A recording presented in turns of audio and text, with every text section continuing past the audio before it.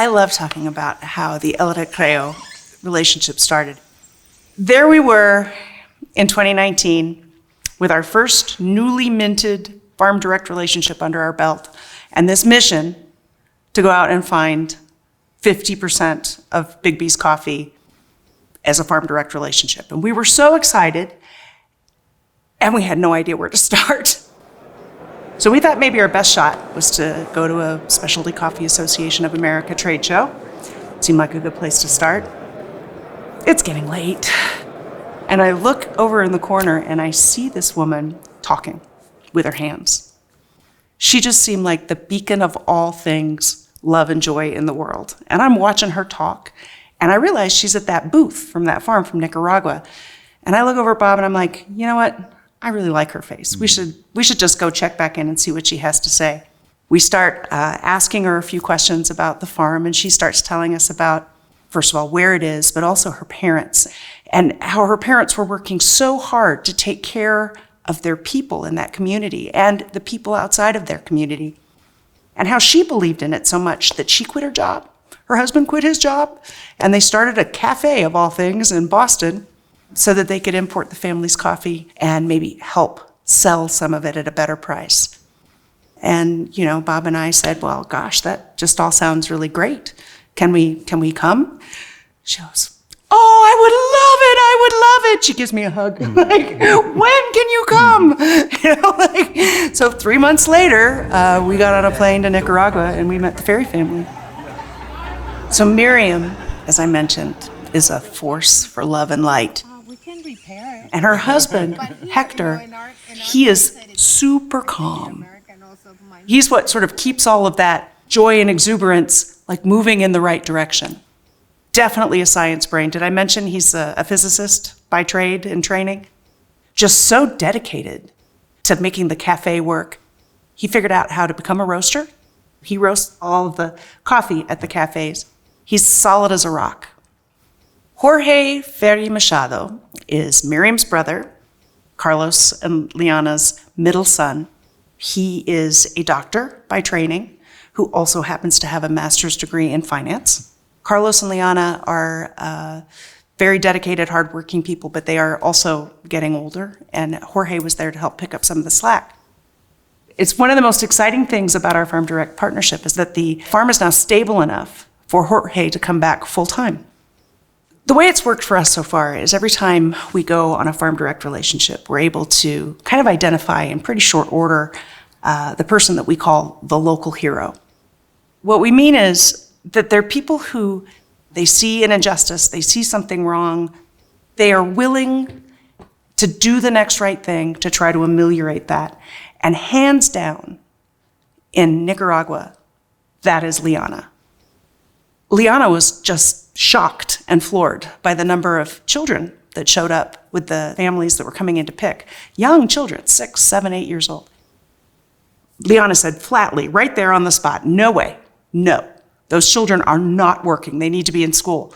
Well, what school? There was no school. So Liana said, I'm going to build a school. Liana approaches her entire life that way. When we first met Carlos, you have to understand he's a bit of a giant of a man, both in personality and in stature. The first thing he did was give me a great big giant bear hug. And he doesn't speak much English, although I think he understands more English than he likes to let on that he does. He's a jokester. If he wants to make you laugh, he'll grab a piece of Spanish moss and pretend it's a beard. He was an engineer that worked on volcanoes to power Managua's electric grid. Highly educated, very much a family man. He loves the process of coffee farming. I don't know that he knew that he was going to love it when they first bought the farm, but he fell in love with it. From the moment a seedling starts to come up, he thinks of that as one of his children. He's going to figure out where it goes, where the best place to put it, how it's going to do. He loves puzzles. The bigger, the more complicated, the better. So on our second visit to the farm back in 2019, we brought him a puzzle, inadvertently and by accident. I had a piece that I kept. But because of COVID, for 2 years, that puzzle sat on his puzzle table with a hole in the middle. And every Zoom call we had, he would say, Mishi! And he'd point over at the puzzle, Mishi! I was finally able to reunite that puzzle. We felt like for 2 years we really couldn't do anything. But you know what? Things were happening. BIGGBY purchased approximately just north of 500,000 pounds of coffee from the Recreo coffee estate. And what does that mean? I mean, what does that mean on the farm? What does that make possible? They've been able to achieve a kind of financial stability and sustainability that they had always hoped and believed could be possible, but they just hadn't been able to do. All of a sudden, they were able to be assured that they're going to sell their coffee next year and the year after that, which changes the mindset completely. The farm is now largely debt-free for the first time in a very long time. They were able to bring Jorge back to come back in and support the work his father's doing on the farm. They've been able to make investments in both the place and in the people. They built a new clinic, bigger than the one they had before, that they're actually going to put some equipment in. They have started a partnership with a doctor in Inotega who's going to be coming on a regular basis to the farm. Not just for the farm workers, not just for the farm workers' direct families, but their extended families. They're going to make that available to the larger community. They've been able to start providing dental services to people who have never seen a dentist in their life. They've been able to invest in some solar equipment, some solar power, because, up there on the mountain, electricity is spotty at best. So people will actually be able to have a life after dark, be able to move around safely. On the farm, they're now able to be on a state of constant improvement of the facilities for the workers. So they're improving the recreation area. They're also improving the kitchen. They've been able to make the investment in fixing that chimney so that it now really evacuates the smoke, and they're making it nicer. While we were there, we helped paint it, clean it. They're going to put in different furniture so that it's just more functional as a place for the workers on the farm to come together, both for regular meals but also to celebrate.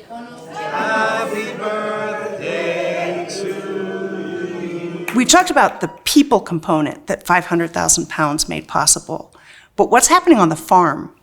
They didn't know how many coffee trees they actually had because they didn't have enough people nor the time to actually do a full survey of all of their different producing fields. Now they can. Now they have to because they want to continue to grow their coffee production to keep up with BIGGBY Coffee. Now they know where their challenges are. Now they know where they need a complete rejuvenation, or they might just need different pruning, or they might need to add more shade, or they might need to take some shade away. But now they actually know the work that they have before them on the farm. Rather than just kind of shrinking because they didn't know how much coffee they could sell in any given year, now they're going to take that all the way to the very edges of their land. But not only that, they want to be a zero-waste farm. They're already light years ahead of many of the other farms we visit in terms of the way they take all the bits from the coffee farm and recycle them. They're really putting a lot of energy into figuring out how to do that bigger and better. So what that 500,000 pounds of coffee sold to BIGGBY Coffee makes possible for the larger community is also really exciting and really impactful. When we first met Miriam, she told me that one of her and Liana's dreams was to build a school for girls. Why girls? Because culturally, after about the 6th or 7th grade, there's a lot of headwinds that would push girls off the track of their education. So they've launched a program they call the Mujercitas, which just translates to the Little Women.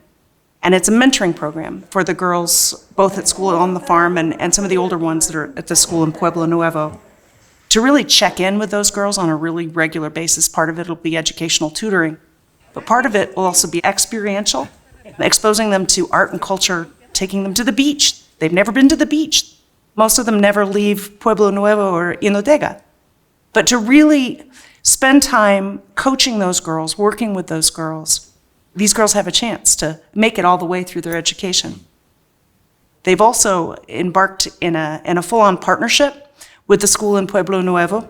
They're thinking about just shifting the full education all the way to that school, but also finding ways to help secure supplies for the school. They can help volunteering at the school.